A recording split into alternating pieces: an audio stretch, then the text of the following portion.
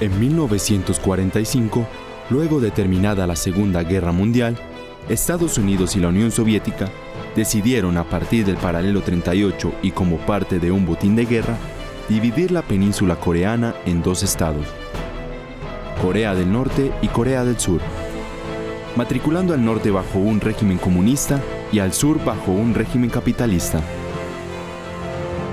Gracias a esta división, se inició una gran confrontación entre las dos fracciones coreanas. A favor de Corea del Sur e intentando mediar en el conflicto, la Organización de las Naciones Unidas se dio a la tarea de crear una tercera fuerza militar con el apoyo de sus distintos asociados. Es allí donde Colombia se ve inmiscuida en una guerra en contra de Corea del Norte. Una guerra carente de sentido y de motivos ajenos para los países latinoamericanos. Don Hildebrando Vélez, en busca de refugio, resultó alistándose en un pelotón del ejército colombiano junto con otros 5.100 hombres con el fin de participar en una guerra sin nombre, en un país lejano, sin tiempo de regreso y con el riesgo de ser olvidado.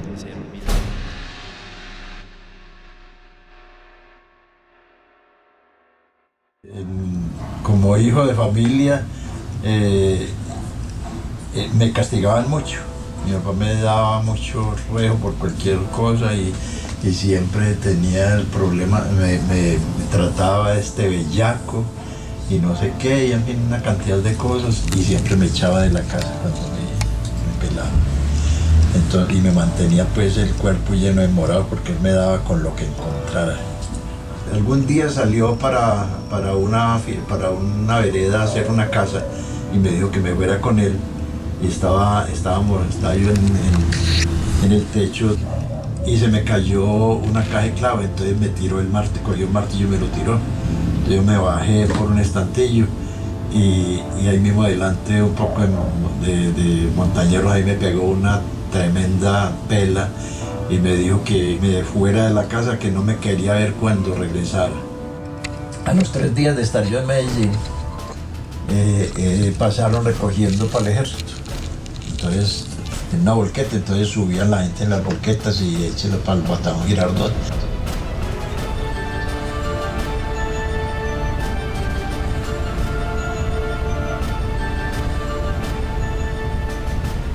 Entonces yo me presenté y el teniente me dijo, no, ya usted no lo puede llevar porque es que usted todavía tiene los pañales pegados. Y era que yo era muy jovencito, pues ahí se me veía pues la juventud y me regalo para el ejército y pago para que me lleves. Ofrecí 5 pesos al teniente para ser reclutado, lo que me garantizaba continuar con el proceso para irme al batallón Girardot y de allá a Popayán, donde mis compañeros sentenciaron. No digan su casa que está acá hasta que jure bandera. Mes y medio después, en el punto de no retorno, di aviso en mi casa. 2 días más tarde, mientras cumplía guardia, vi bajarse de un taxi el carácter agreste y la figura soberbia de mi padre. De inmediato pedí a un compañero que lo atendiera y él, sin atención a formalismo alguno, replicó: vengo a hablar con el comandante, tengo un hijo menor de acá y me lo va a llevar. Me dijo pues el comandante que yo me tenía que ir con mi papá, que mi papá había llevado comprobantes de que yo no tenía sino 16 años y que yo había llegado con mentiras allá diciendo que era infractor, que tenía más de 19, porque en esa época eran 19 años la obligación militar. Bueno, entonces yo le dije que si me obligaban a irme con mi papá, yo me le volaba en el camino, pero que yo a la casa no llegaba con él. Entonces me dijo como a la hora, me llamaron y me dijeron, vaya, pase, converse con mi papá. Bueno, a mí me temblaba todo el miedo, porque yo, del respeto que le tenía era pavor a mi papá. Entré a hablar con mi padre en un tono extrañamente conciliador y dando por perdida esa batalla. Me preguntó si me sentía a gusto. Supongo yo que era poco lo que podía hacer luego de haber hablado con el comandante. Además, era cierto que yo no quería volver, entonces mi padre no tuvo más remedio que regresar. Y mi papá se fue y como a la semana siguiente me mandaron para Belarcázar, Cauca, y por allá estuve 10 meses, cuando me trasladaron a Popayán. Y esa misma semana que llegamos a Popayán, reunieron el batallón y pidieron voluntarios para ir a Corea. Entonces yo estaba de guardia y grité, yo me voy para Corea, mi coronel. Entonces van, traigan a ese sinvergüenza para acá. Y me dice, ahí delante de toda la tropa, le digo, es que aquí no hay hombres que tengan pantalones para ir a Corea, que no hay que ver a este sinvergüenza que vino con mentiras aquí, que era mayor de edad y es menor de edad, no tiene sino 16 años larguitos y va a ajustar 17 años y a usted no les da vergüenza. Entonces salieron como 10 o 12 y eso ya pues nos llevaban a unos exámenes y los que salíamos aptos nos mandaban a la escuela de infantería de entrenamiento a Bogotá. Ya en la escuela de infantería en Bogotá conocimos a Hernando Zuna, quien cumplía labores de propagandista, diciéndonos a todos que Corea no era como lo pintaban. Nos hablaba de las agraciadas mujeres de Honolulu, de las exóticas bellezas hawaianas y de los proporcionados cuerpos de las coreanas y japonesas, además del sinnúmero de países y culturas que íbamos a poder conocer. Nos dijo que íbamos a poder estudiar, que tendríamos un trabajo fijo, al final resultaron ser simples promesas vanas. En fin, una cantidad de promesas que nunca se cumplieron para los que vivían en Bogotá, porque el centralismo ha sido pues toda la vida, ¿cierto? En todos los de provincia pues es muy poquitico lo que ayudaron.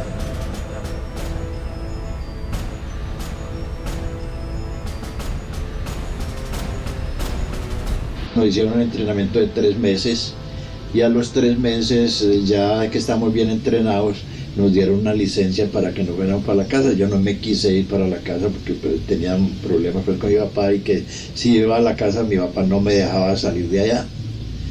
Entonces me fui con un tío a Barbosa, Santander y allá estuve 15 días y después cuando regresé a Bogotá encontré una carta de mi papá en que me decía que de rodillas al corazón de Jesús y a la Virgen Santísima le pedía que me mataran en Corea, que por mal hijo.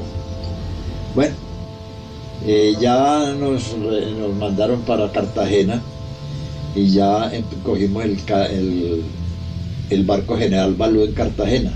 Cuando llegamos a Corea del Sur, pues vi esa ciudad de Pusan completamente destruida.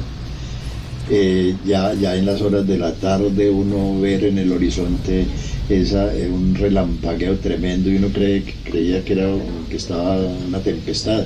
No, esas eran las líneas de combate. Entonces ahí le da a uno la nostalgia de encontrarse en un país tan lejano que no tenía ya modo de volverse, ya tenía que enfrentar lo que venía, ¿cierto? Entonces uno le da miedo, le dan, en fin, muchas cosas encontradas, hasta ganas de llorar y todas esas cosas. Y uno pensar también, yo pensaba más pues en mi mamá, en mis hermanos y todas las cosas, ¿sí? Ya pasado el entrenamiento de 6 semanas, ya lo asignaban a uno pues a una compañía. A mí me asignaron a una compañía de combate, porque como tenía ya la experiencia de haber estado con las guerrillas aquí en Colombia cuando la violencia política, entonces me metieron a la compañía de combate. Y en cada salida para un patrullaje de esos, el capellán le ponía a uno los santos óleos, porque no sabían si uno iba a regresar vivo de un encuentro por allá con el enemigo. 2 días antes de la batalla de los Boldes, que fue el 23 de marzo, sentíamos ruidos por debajo de la tierra.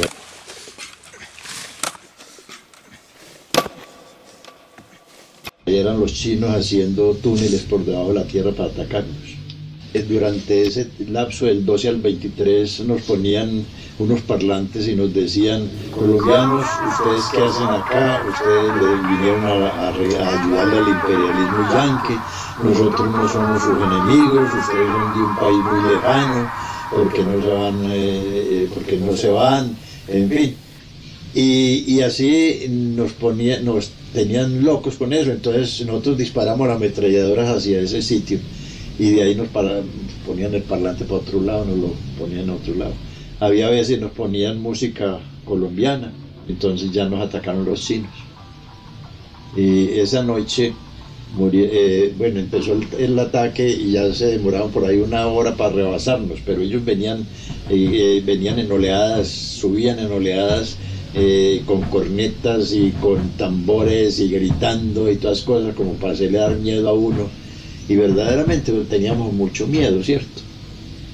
Y ya empezó, pues ya nos lograron pasar las alambradas y empezó el combate pues ya muy fuerte, y ya como a las 10 de la noche se nos acabó la munición y fue cuerpo a cuerpo, a bayoneta calada que hubo que combatir. Lo más duro de eso, uno ya después de al ratico de estar combatiendo, ya uno se vuelve un ente ahí, como uno ya no se da cuenta de nada. Mucha gente dice que yo le pido a la Virgen Santísima y que no me vayan a matar en este combate, que uno no se acuerda de eso, de pedirle a nadie. Eso se volvió eso lo cogía a uno la locura, uno viendo piernas, brazos, estómagos vacíos, pedazos de carne por todas partes, uno con el uniforme lleno de tierra y de sangre y de sesos y de cuanta cosa pues le vuela a uno, y en fin. Entonces eso lo cogió a uno la locura, eso es tenaz pues. Yo digo que uno se vuelve una máquina de matar, porque uno ve caer los compañeros y los compañeros pidiéndole que lo salven con el estómago vacío, y uno ve que va, ya ese no se salva. Entonces eso es muy tremendo, pues esa cosa lo enloquece a uno, y entonces uno no sabe por qué se salva de una cosa de esas. Nosotros no pensábamos en que nos iban a herir, ni que nos iban a matar, ni nada. Sino nosotros siempre íbamos con la misión de triunfar en la toma de un cerro o en una patrulla o en fin, pero casi nunca pensábamos en que íbamos a perder la vida en un combate de eso, ni en un encuentro con los enemigos. Bueno, cuando nosotros llegamos a Bogotá, pues nosotros veníamos muy enfermos, algunos hasta de psiquiatra, y no solamente de psicólogo, sino que hasta de psiquiatra, ¿cierto? Y pues después del recibimiento en Bogotá, fuimos a los cuarteles, y de los cuarteles nos dieron una muda de ropa y nos mandaron para la casa. Al día que yo llegué a la casa, que ya venía con esa psicosis pues tremenda, como llegué ya en tiempo casi de diciembre, yo sentía un volador y me ponía a temblar, la cosa más tremenda, me daba en el cuerpo un escalofrío, una cosa pues viendo eso, y muchas veces me tiraba al suelo cuando había una cosa de esas, y yo sufría mucho con esos ruidos y esas cosas de diciembre, de la pólvora y bien. De noche me daban unas pesadillas impresionantes.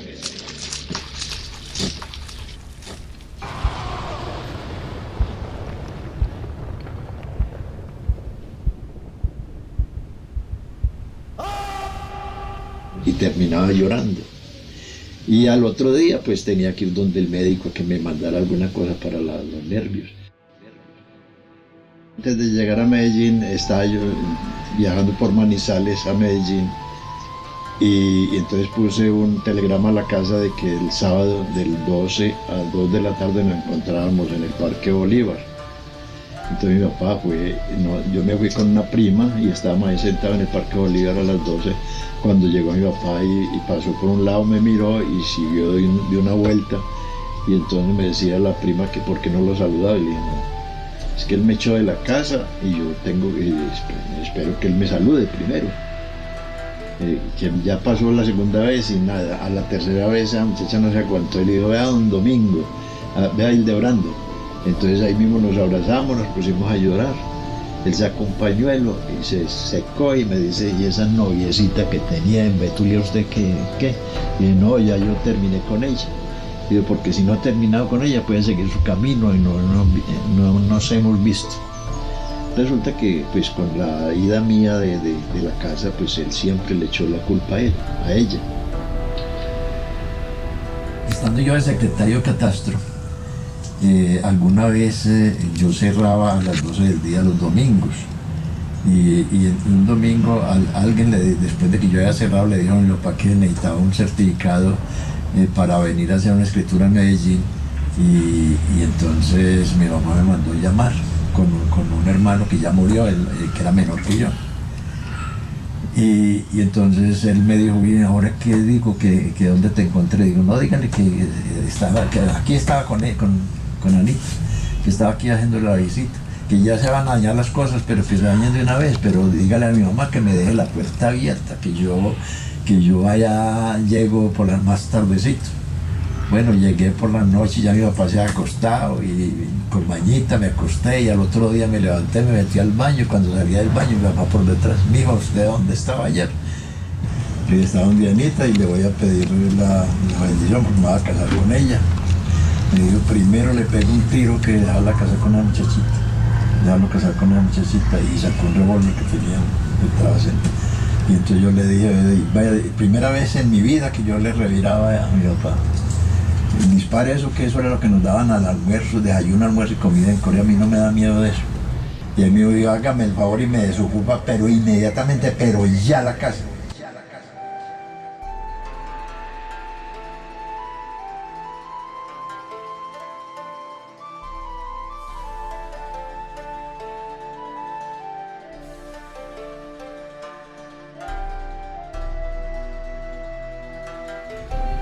Cuando nació el primer hijo, yo pues con esa huetura que tenía yo pues del nacimiento de mi primer hijo, yo no, hacía como un poco de meses que no me hablaba con él. Entonces lo paré en una calle por allá y le dije, papá, le ofrezco un niño. Y la contestación fue, ojalá se le críe ese culicagado, que esos culicagados se mueren tan fácil. Y hágame el favor y me respeta que voy de afán. Y salió y se fue. Después siguió la cosa, después estando yo yo trabajaba en la policía en esa época, y estando yo en Girardota, apareció él allá con una bolsa de parva, y ahí empezaron a arreglarse las cosas con él, ¿cierto? Alguna vez me decían que si en la casa era una guerra. Cuando yo estaba pues joven. Y verdaderamente era una guerra, y cuando yo fui a la guerra, para mí era menos riesgoso la guerra que estar al pie de mi papá dándome castigo a toda hora, ¿cierto? Entonces, por eso, cuando yo regresé, yo no quería volver a la casa. Bueno, si mi padre me hubiera tratado con cariño en esa época, yo no estaría contando la historia, ni ustedes estarían acá en este documental. El trato que me dio mi papá, eso fue lo que me obligó a salir y buscar meterme al ejército y después irme para Corea. De manera que, como digo, no estaría contando el cuento si hubiera habido cariño para mí en esa época. Una de las cosas es que en esa época no se le decía a los hijos lo quiero o la quiero mucho. Eso no existía en esa época. Ahora es una palabra nueva para la juventud. Bueno, yo de la guerra pienso, y de cualquier conflicto que haya en algún país, que es un desastre para la humanidad las guerras, donde hay mucho hambre, hay mucha prostitución, los países quedan completamente destruidos. De lado y lado, que un país ganó la guerra, no la ganó porque quedaron las secuelas de lado y lado, la destrucción también de lado y lado, de manera que eso es lo que yo pienso de la guerra, que no debía de existir, y para la juventud que no piensen en guerras, ni piensen en armamentos, ni esas cosas, en conflictos, porque eso es el desastre para las familias y para la sociedad.